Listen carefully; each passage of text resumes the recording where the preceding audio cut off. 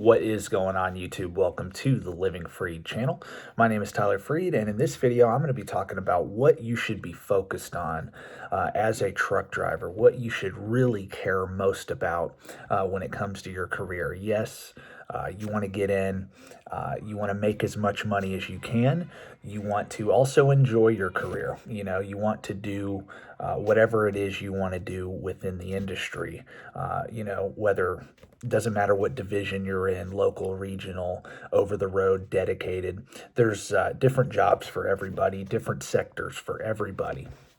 And you just have to figure out what's best for you when it comes to that. But this will apply, what I'm about to talk about, will apply to everybody in the industry, no matter what you do. Because ultimately, my belief is the point of getting into trucking is to, one, better yourself income-wise, but two, also be very smart with that money and put that money to work so that one day you can not only retire comfortably, but build generational wealth, create true financial freedom. And, I make a lot of videos about this, but I do that because that is what I believe to be the most important thing, is to focus on using this job, using this business, whether you're company owner, op, fleet owner, doesn't matter, using the income you're making from trucking to build wealth. And so what's the first thing you need to do?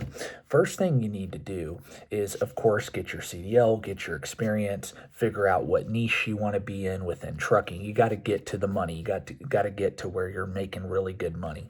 And I've made plenty of videos on that. But after you do that, one, I always recommend get out of debt, out of consumer debt, build a 6-month emergency fund. That 6-month emergency fund needs to be in cash, 6 months worth of living expenses in cash, high yield savings account, money market account, but liquid cash to cover any unforeseen expenses.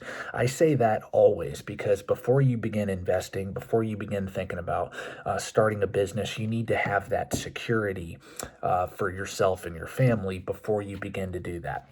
That way you're protected against, the downside. You're protected against life, things that will happen. Not might happen, but will happen, and however much they're going to cost. So you want to be prepared for that before you begin investing. So why? Again, so that you don't go back into debt. You have that cushion, that cash, that cash reserve, but also you don't have to cash out your investments in order to cover those expenses. So pretty much you're self-insuring yourself with that emergency fund, and when you're out of debt, you free up all the cash flow from your income so that you can do the next thing, which is save and invest. And now, saving and investing is different for a lot of people. Some people want to invest in stocks. Some people want to invest in real estate. Some people want to build their own business, or do a combination of things. See, me, I'm not a one thing investor. I do a couple different things. One, I invested in my own business. I invested in a trucking business. But this other thing I do is I invest in low-cost index funds. And in the future, at some point, I do plan on buying some rental property and investing in real estate. But moral of the story is you need to have a plan for what you want to do. But what should you be focused on? Like I said at the beginning of this video, the most important thing in your trucking career is what I just said. It is focusing on buying assets. See, the difference between the rich and the poor and middle class, the poor and the middle class, they focus on earning money and buying liabilities. They don't know anything about the difference between assets and liabilities. They don't know how to read financial statements. They don't understand anything about investing. So one, when you get ready to start investing, you need to learn about investing. You need to read books about investing in stocks. If you want to invest in stocks, you need to read books about real estate. You need to read books about business so that you understand investing, so that you understand business and finance. Because before you put money into anything, you should fully understand what that money is going into. So that's first and foremost your education. Invest money in that. Buy books, take classes, do those things so that you learn you learn about what you're doing and what you're getting into. Don't be one of these people that just puts money in stuff because other people said to do it. I preach about index funds, but I always recommend a book called The Simple Path to Wealth by J.L. Collins. And I always recommend that book in most of the videos I do about investing, because that's what you should do first before you go and invest in an index fund or anything like I'm saying. You need to get educated. That's number one. The poor and the middle class are not educated about money. You got to get educated. Second thing, you got to pick something that you're going to do. You got to focus on, okay, I'm going to invest in assets. To me, what is an asset? Very simple. Assets put money in your pocket. Liabilities take money from your pocket. So I would say that, in the book Rich Dad, Poor Dad, I actually agree that your home that you live in is not an asset. Yes, technically it is. You can sell it, you can liquidate it, and you can, make some money on it, but it's not a true asset in the sense of, well, in my definition of an asset, or, Robert Kiyosaki's definition of what an asset is in the book Rich Dad, Poor Dad. Assets are something that put money in your pocket, like I'm saying. So if you own a home and you have $1,000 worth of expenses on that property and you rent it out for $1,500 and it nets you $500 a month, that is an asset, because you owning that property is putting $500 a month in your pocket. That is an asset. But if you're just paying for that home out of your labor, for example, you own that home. Yeah, it could go up in value. It could not go up in value. It's not putting money in your pocket, though. So that's just an example of the difference between an asset and a liability. Look, most people, poor and middle class people would think, no, my home is an asset. And if we're going by, we have to go by the same set of, definitions, right? And in my opinion, I actually agree with Robert Kiyosaki, because if you own a home, and a home's just one example of that. There's many examples of what an asset versus liability is. But if you own a home, and yes, it could go up in value, like I said, but it could go down in value. Homes do not always go up in value. They don't. But if you own that home and you lose your job and you're paying for that home out of your income, your personal income, and you lose your job, if you can't pay the mortgage, you can't pay the taxes, you can't pay the utility bills, you can't keep that home. But if you're renting that home out and it's netting you $500 a month, like I just alluded to, whether you lose your job or not, you can keep that home as long as it's cash flow positive. Again, it's a great example of an asset versus a liability. I own a trucking business, for example.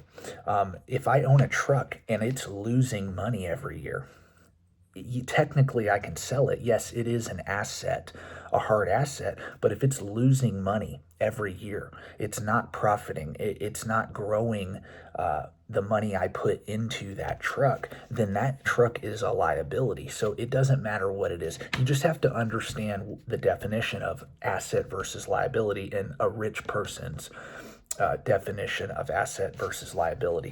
Why do I say all that? Because once you're out of debt and have an emergency fund, your number one goal should be accumulating assets. I recommend low-cost index fund for most of you, probably 99% of you watching this.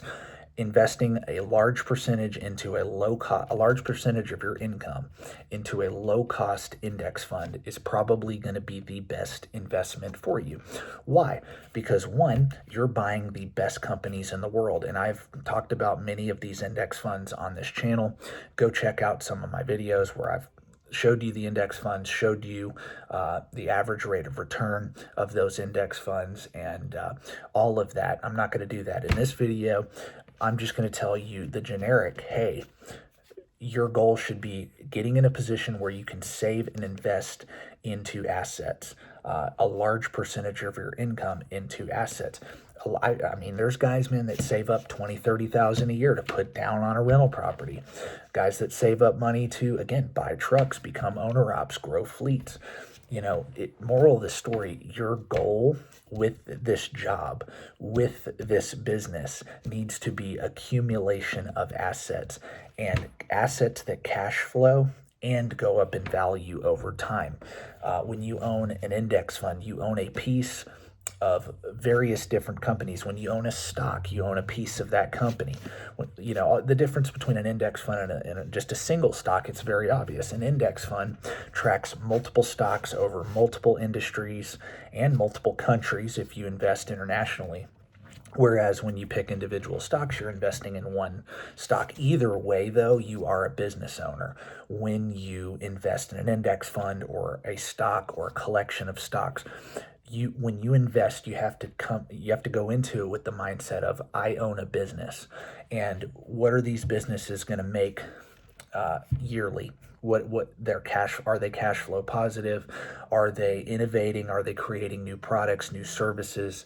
And are they going up in value over year? Well, if you look at the stock market's history, you can see that over the last 100 years, pretty much, it's averaged 11 to 12% per year compounded annually. And you know, pretty much what you're saying is I believe that's going to continue on into the future. Why is that? Because, like I said, you know, when you invest in these companies, they're the best companies in the world. They're going to continue to create new products, services, grow their profits, grow their revenues, and go up in value over time. And so also they're an inflation hedge as well. You want to get your money into things that outpace inflation. Businesses outpace inflation. The stock market outpaces inflation because inflation gets priced into the stock market over time. It also gets priced into prime real estate over time. Why? Because when you own a piece of, let's say, you know, Costco, and prices go up, well, when they raise their prices, that's reflected into the underlying earnings of that company over time, and eventually it gets priced into the stock price. Not right away, but over the long run, inflation does get priced into the stock market because, again, when products and services go up, that reflects in the earnings reports of those companies, and it just shows higher revenues, higher profits, and higher value over time. And so anyway, get your money into assets. Yes, you know, live your life, work your job, you know, enjoy your life too. Make enough money to where you can invest. I say if you're in a position where you can invest at least 20 to 25% of your income consistently, and you put that in a low cost index fund or you save up to buy real estate, you will be very, very wealthy. And at some point in the future, what's the goal? The goal is not to have, in my opinion, my goal was never to be, you know, flashy. I'm not a materialistic person. My goal with trucking was to get in and create financial freedom. What is financial freedom to me? My definition of it, to where I can live off of 4% of my invested portfolio without having to work ever again. So let's say I need $60,000 a year in income to, you know, live my life. Let's say I need $60,000, right? I would take that number and divide it by 4%, and that'll give me the lump sum amount that I need invested in order to never have to work again. Whatever your number is, you figure that out. You know, some people it's like, no, I need 100,000, I need 200,000, whatever. You take that number, divide it by 4%. That'll give you the lump sum amount, and that'll let you know how much you need to invest every single month, and you know, and make on your investment to, and it'll tell you when you'll actually reach that goal, right? And so, but everyone's plan is different on that. Like, you could be a single person, so you don't need a whole lot to be financially free, or you could be somebody that has 4 or 5 kids, you know, and you're married, so you need a whole lot more to be financially free. It does depend on your situation, but moral of the story, if you can get into a great situation where you're debt free, you have an emergency fund, and you're investing 20 to 25% of your income or north of that into assets. Again, real estate that cash flows and goes up in value over time, and or businesses like stocks, public businesses, or your own private company. Moral of the story, get your money take a large percentage of your income, invest it into assets that cash flow and go up in value over time, and eventually get to the point where you can live off of 4% of your invested portfolio. And that's financial freedom. It's not nice houses. It's not nice cars. It's none of that. That's not true wealth. Is that stuff nice to have? And at some point, maybe you can, accumulate enough wealth to and buy some of those things.